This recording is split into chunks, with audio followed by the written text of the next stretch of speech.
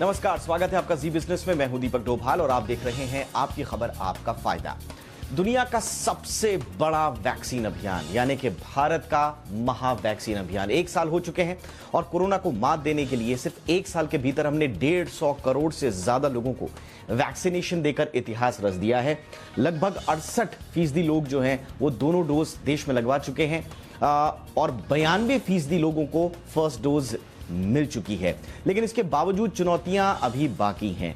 क्या 30% से ऊपर जो लोग अभी भी फुली वैक्सीनेटेड नहीं हैं, वो लोग क्या एक बड़े खतरे को न्योता दे रहे हैं? क्या उनका वैक्सीनेटेड होना जल्द से जल्द अनिवार्य हो गया है? और साथ ही साथ कुछ राज्यों में जो खराब स्थिति नजर आ रही है, खासतौर पर पंजाब की अगर बात करें, जहां पर सिर्फ 40% के आसपास लोग ही फुली वैक्सीनेटेड हो पाए हैं, ऐसे में क्या ऐसे राज्यों में जहां पर वैक्सीनेशन का काम पूरा नहीं हो पाया है, वहां पर हमको वैक्सीनेशन का दायरा बढ़ाने के लिए क्या काम करना होगा? कैसे हमको वैक्सीनेशन ड्राइव को पूरा करना होगा? एक एक व्यक्ति तक कैसे वैक्सीन पहुंचानी होगी? और साथ ही साथ जो बच्चों में अब वैक्सीनेशन का दायरा बढ़ाने की कोशिश हो रही है, क्या उसको और तेज किए जाने की आवश्यकता है? इन कई खास मुद्दों पर करेंगे चर्चा। पहले रिपोर्ट देखिए, खास मेहमानों के साथ लौट रहे हैं।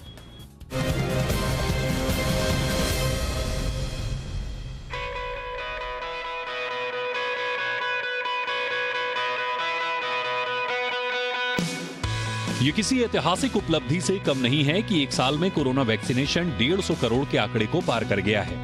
ये दुनिया का सबसे बड़ा और सबसे तेज वैक्सीनेशन ड्राइव साबित हुआ है। वैक्सीनेशन की शुरुआत पिछले साल 16 जनवरी को हुई थी। उस वक्त तमाम सवाल थे। देश की 135 करोड़ की आबादी को वैक्सीनेट करना बड़ी चुनौती थी। वैक्सीन प्रोडक्शन से लेकर वैक्सीन हेजिटेंसी से निपटना भी आसान नहीं था। वहीं देश के दूर दराज के इलाकों तक पहुंचना भी एक चुनौती थी। और इन सबके बीच पिछले साल अप्रैल में आई कोरोना की दूसरी लहर ने चुनौतियों को काफी बढ़ा दिया। लेकिन देश के हेल्थ वर्कर्स की मेहनत का नतीजा है कि देश ने वो मुकाम हासिल किया जिससे कभी असंभव कहा जा रहा था। 1 साल बाद अब टीकाकरण का एक और अभियान शुरू हो चुका है। 3 जनवरी से देश में 15 से 17 वर्ष की आयु के बच्चों के लिए कोविड-19 टीकाकरण की शुरुआत हो चुकी है। साथ ही बूस्टर डोज यानी एहतियाती खुराक भी लगाई जा रही है।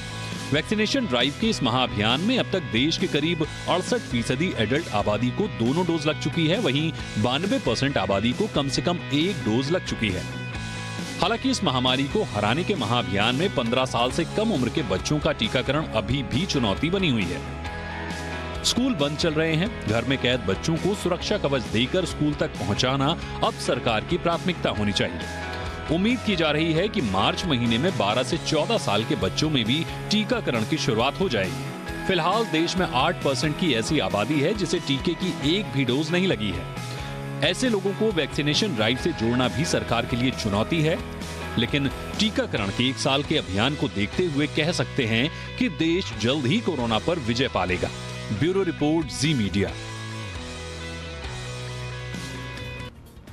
और आज किन मुद्दों के इर्द गिर्द हमारी चर्चा रहने वाली है, जरा उन सवालों पर भी गौर कर लेते हैं। आज के हमारे 3 सवाल। पहला सवाल है कि टीकाकरण अभियान में आगे और क्या क्या चुनौतियां अभी बची हुई हैं। बहुत तेज गति से और बिल्कुल शानदार तरीके से देश का टीकाकरण अभियान आगे बढ़ रहा है, लेकिन अभी भी चुनौतियां जो बची हुई हैं वो क्या हैं? दूसरा सवाल आज का होगा कि अनवैक्सीनेटेड लोगों को टीका लगवाना अभी कितनी बड़ी चुनौती है।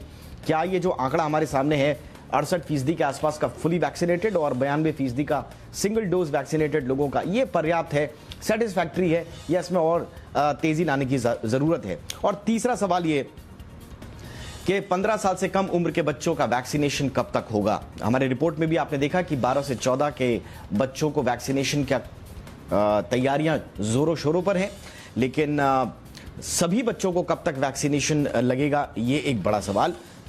इन तीनों सवालों के इर्द गिर्द आज की चर्चा घूमेगी और इन सवालों का जवाब देने के लिए इस वक्त हमारे साथ बेहद खास मेहमान मौजूद हैं। परिचय आपका आज के मेहमानों से करा दें। हमारे साथ हैं डॉक्टर रमन गंगाखेडकर, पूर्व हेड हैं आईसीएमआर के। डॉक्टर गंगाखेडकर, बहुत बहुत स्वागत है आपका। हमारे साथ हैं डॉक्टर समीर भाटी, मेंबर हैं कोविड वैक्सीन कमेटी दिल्ली के। डॉक्टर भाटी, आपका स्वागत है। और हमारे साथ हैं डॉक्टर सौमित्र रावत, मेंबर हैं नेशनल टास्क फोर्स कोविड-19 के।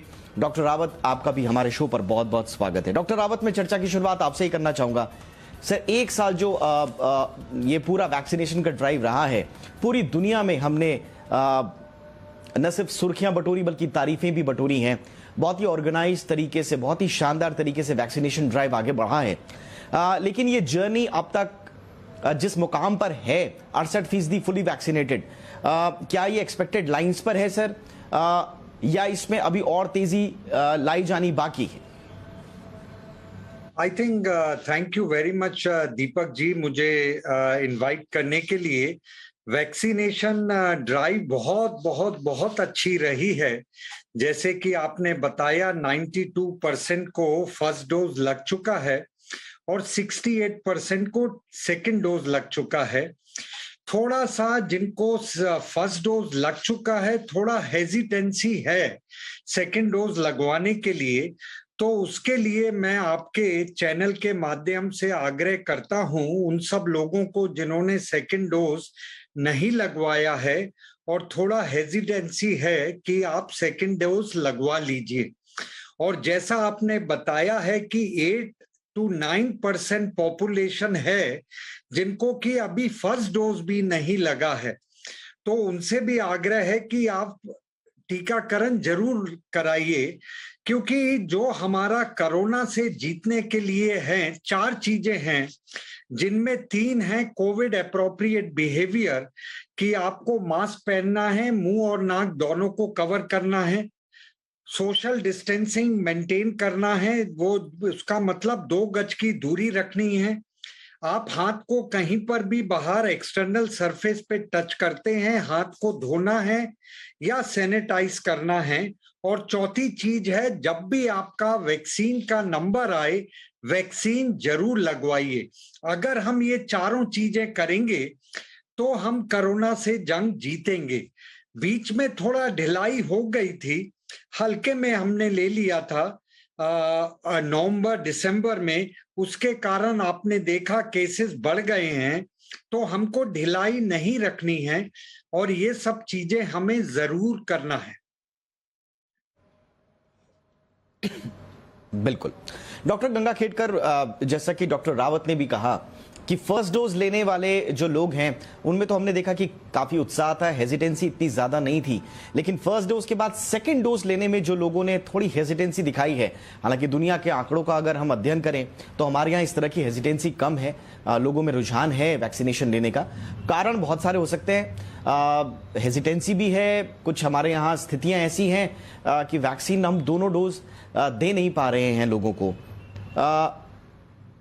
कैसे चुनौतियां हैं, किस तरह की आपने देखा है, आपका ऑब्जर्वेशन क्या रहा है पूरी वैक्सीनेशन ड्राइव का, और वो कौन कौन सी चुनौतियां हैं जिन पर हमें फोकस करके अब आगे बढ़ना होगा? डॉक्टर गंगाखेडकर।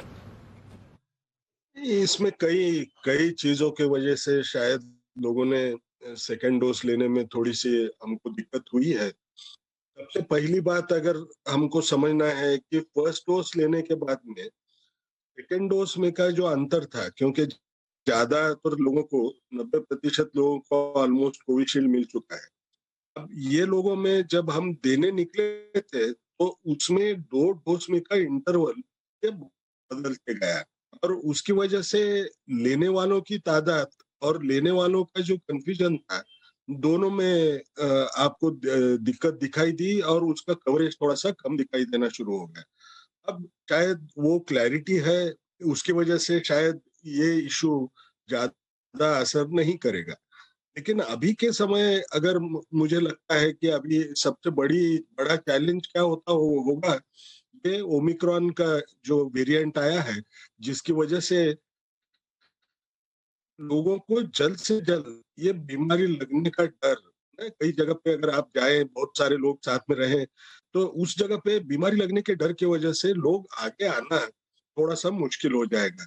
अब जो पुराना जो हमारा ये था, जब हमने ये 15 से 18 वाला जो ग्रुप जब तक ऐड नहीं किए थे, तब तक आपको दिखाई देता था कि जनरली सेकेंड डोज लेने वाले जो लोग हैं उनकी तादाद ये फर्स्ट डोज लेने वाले लोगों से कई गुना ज्यादा रहती थी, ऑलमोस्ट 3 गुना ज्यादा रहती थी। लेकिन अभी क्या हुआ है कि जब आप 15 से 18 वाला ग्रुप जब से हमने ऐड किया है, आपको ये भी दिखाई देगा कि ये सेकंड डोज लेने वालों की जो तादाद थी उसमें कमी आई है। ये जो कमी आई है ये सिर्फ ये 15 से 18 ग्रुप उसको ऐड करने की वजह से नहीं है, लेकिन ये जो आई है, ये ओमिक्रॉन का जो ये नया वेव शुरू हुआ, तो जो भी बुजुर्ग लोग हैं जिन्होंने एक ही डोज लिया है, वो भी शायद डरते होंगे कि मैंने बाहर जाके अभी वो वैक्सीन लेने जाऊंगा, वहां तो बीमारी नहीं लगना है। और तीसरी बड़ी बात अभी शायद हमको आगे चल के भी इसके ऊपर बहुत सोचना पड़ेगा, वो यानी हर जगह पे हम चर्चा करते हैं कि वैक्सीन जो है, वैक्सीन की वजह से इन्फेक्शन रोक नहीं पाती है वैक्सीन। अगर हमने 2 डोज भी लिए या 3 डोज भी लिए, जैसा कोई और न्यूज आइटम में हम सुनते हैं कि जैसे इजराइल में वो लोग एकदम चौथे डोज की बात कर रहे हैं, फिर 5वें डोज की बात कर रहे हैं। तो जब आप ऐसी किस्म की न्यूज सुनते हैं तो लोगों के मन में एक आशंका तैयार होती है कि क्यों मैं आगे जाऊं और मैं वैक्सीन क्यों लूं।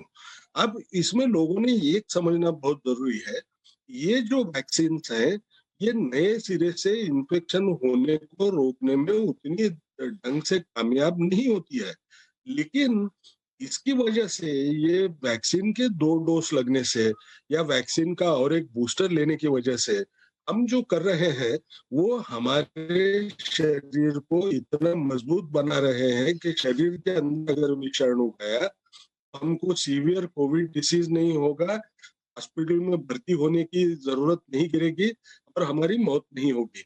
और ये चारों तरफ दुनिया में दिखाई दे रहा है।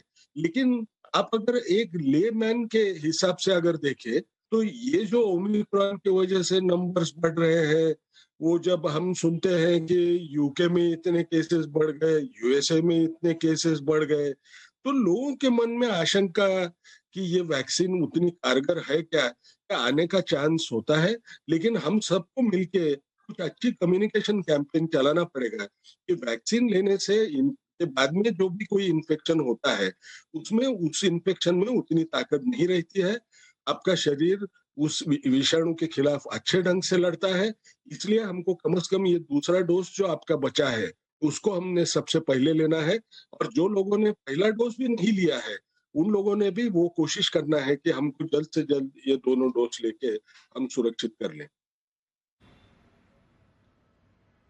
बिल्कुल, और ये बात समझने लायक है और गौर करने लायक है कि जो लोग ये सोच रहे हैं कि सर्स तो आ ही रहा है, दोबारा लोग री इन्फेक्टेड भी हो रहे हैं।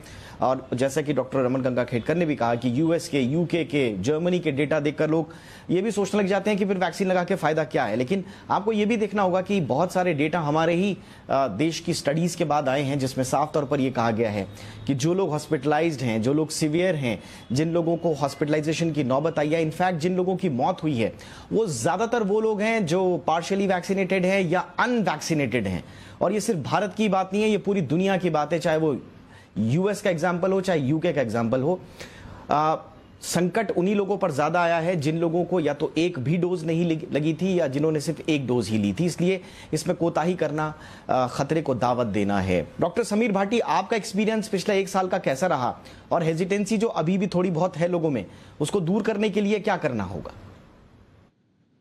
बिल्कुल बिल्कुल, देखिए अगर शुरुआती हम 1 साल की लगभग बात करें, इसमें तो हमारा मैन्युफैक्चरिंग से लेकर डिस्ट्रीब्यूशन से रोल आउट तक लेकर, चाहे हमारे साइंटिस्ट रहे हो, गवर्नमेंट रहे हो और हेल्थ केयर वर्कर, और स्पेसिफिकली अगर बाहर के देशों की, दूसरे देशों की हम तुलना करें तो यहाँ पर लोगों का ट्रस्ट फिर भी वैक्सीन को लेकर काफी ज्यादा बढ़ा है। उन लोगों का काफी योगदान रहा है। आप फिलहाल ही देख लीजिए, इवन जो प्रिकॉशन डोज है उसके लिए भी हमारे बुजुर्ग काफी सामने आए हैं। बच्चों को आप लेके देख लीजिए कि कितना फास्ट से जो हमारा 15 से लेके 17 साल तक का जो वैक्सीनेशन ड्राइव है वो बहुत ही रैपिडली चल रहा है। इवन आप इंडिया एंड ब्रिटेन का अगर कंपैरिजन करेंगे भी तो ब्रिटेन में टोटल 13.61 मिलियन जो डोजेज लगी है, इंडिया के अंदर उतनी डोज 14 करोड़ के करीब मात्र 19 दिन के अंदर लग गई थी। मतलब जिसको ब्रिटेन को लगाने में लगभग 1 साल लग गया। यूएस के अंदर 52 करोड़ लगी है, जबकि इंडिया के अंदर 156 करोड़, मतलब 3 टाइम्स मोर देन यूएस। तो ये तो काफी बड़ा अचीवमेंट है। और सबसे बड़ी बात है कि हम मतलब वर्ल्ड की सेकंड लार्ज पॉपुलेशन है, और जो प्रोग्राम चला है प्रॉपर साइंटिफिक वे में और डिजिटलाइजेशन रहा है प्रोग्राम का, जैसे हम अपनी कोविन ऐप की भी बात करें।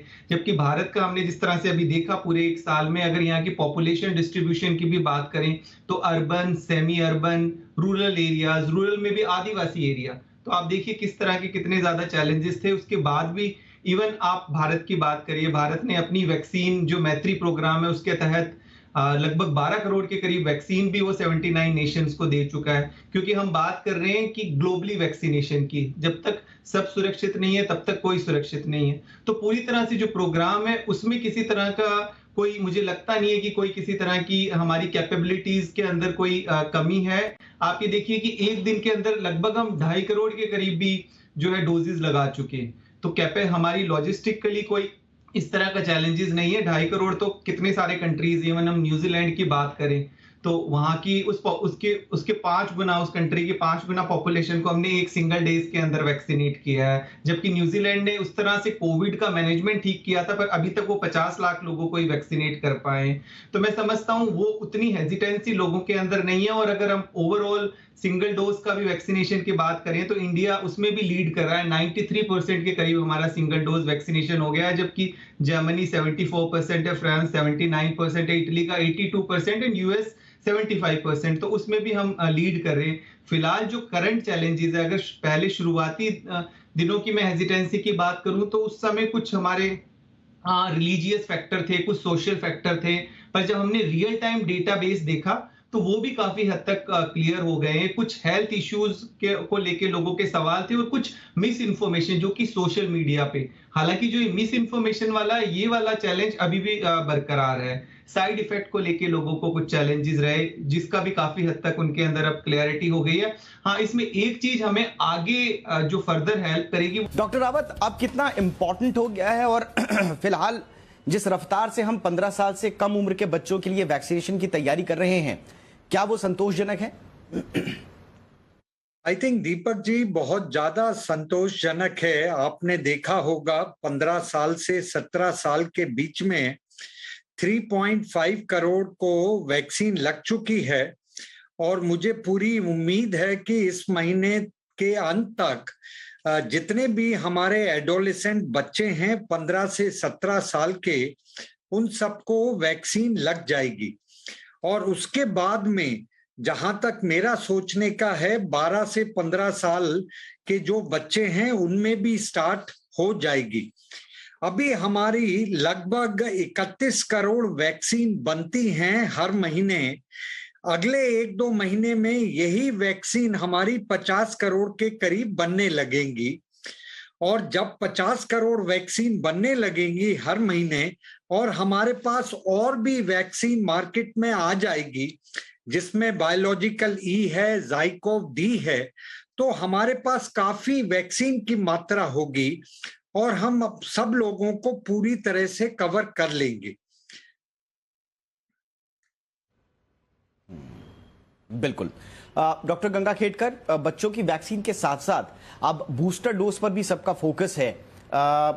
अब क्योंकि ये एक मुझे लग रहा है कि अवश्यम्भावी हो गया है कि बूस्टर डोज लेनी अब अनिवार्य होगी। हमने फेज वाइज मैनर में शुरू तो किया है 60 साल से ऊपर के लोगों के लिए, लेकिन क्या हमारा जो मौजूदा इंफ्रास्ट्रक्चर है और जो हमारी वैक्सीनेशन की प्रोडक्शन है वो हमें इजाजत देता है इस बात की कि हम बाकी आबादी के लिए भी बूस्टर डोज अब जल्द से जल्द शुरू करें?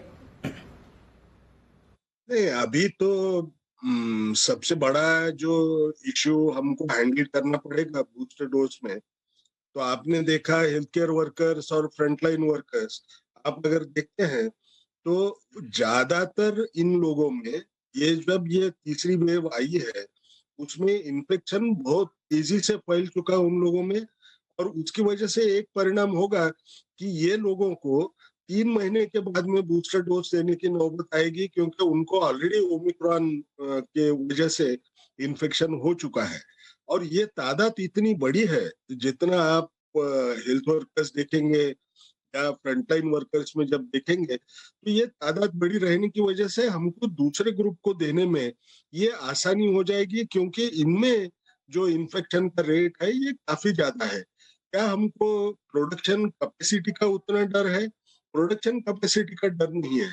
जब हम सोच रहे थे कि हमको बूस्टर डोज देना है और प्रायोरिटाइज करते वक्त ये सिर्फ 2 ग्रुप को ज्यादा वजन दिया गया था, इसका मुख्य कारण ये था कि उस समय ऐसे लग रहा था कि इनको रिस्क ज्यादा होगी, उससे हमको निपटना पड़ेगा। लेकिन अभी के तौर पर अगर आपने देखा तो हमको एक मालूम है कि बूस्टर डोज भी लिया तो भी बूस्टर डोज का असर होने को 15 दिन का समय लगता है। अब जिस ढंग से ये तेजी से फैल गया ये ग्रुप्स के अंदर ये विषाणु, उसकी वजह से वो हमको एक चांस मिलेगा कि दूसरे ग्रुप्स को इंक्लूड करके जितने ज्यादा लोगों को हम बूस्टर डोज दे पाए वो देने की हम कोशिश कर पाएंगे। डॉक्टर भाटी, फटाफट से आपका क्विक रिएक्शन बूस्टर डोज को लेकर और हमारी तैयारियों को लेकर आगे, और कहा यही जा रहा है कि हम एंडेमिक की तरफ हैं। ऐसे में अब हमारा जो आखिरी जिसको कहते हैं कि कमर कस के आगे बढ़ना, अब हमारा आखिरी फोकस और फाइनल फोकस अब किस चीज पर होना चाहिए?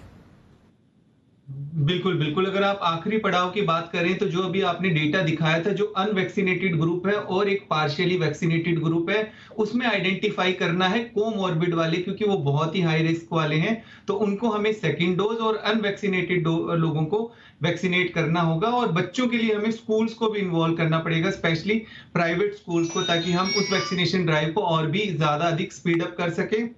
और रही बात प्रिकॉशन डोज की, उसके लिए हमें हर घर दस्तक वाली जो हमारी कैंपेन है उसका ज्यादा इस्तेमाल करना पड़ेगा, क्योंकि बुजुर्ग अभी आ नहीं पा रहे हैं, तो उनको घर पर जाकर हमें वैक्सीनेट करना पड़ेगा।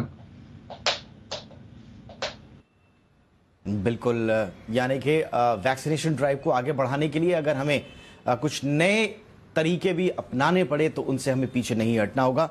कुल मिला के सबको वैक्सीन लगे, जल्द से जल्द लगे, यही फोकस, इसी पर अब आखिरी रिजॉर्ट में, आखिरी पड़ाव में हमें फोकस करना होगा। बहुत बहुत शुक्रिया आप तीनों का हमारे शो पर आने के लिए।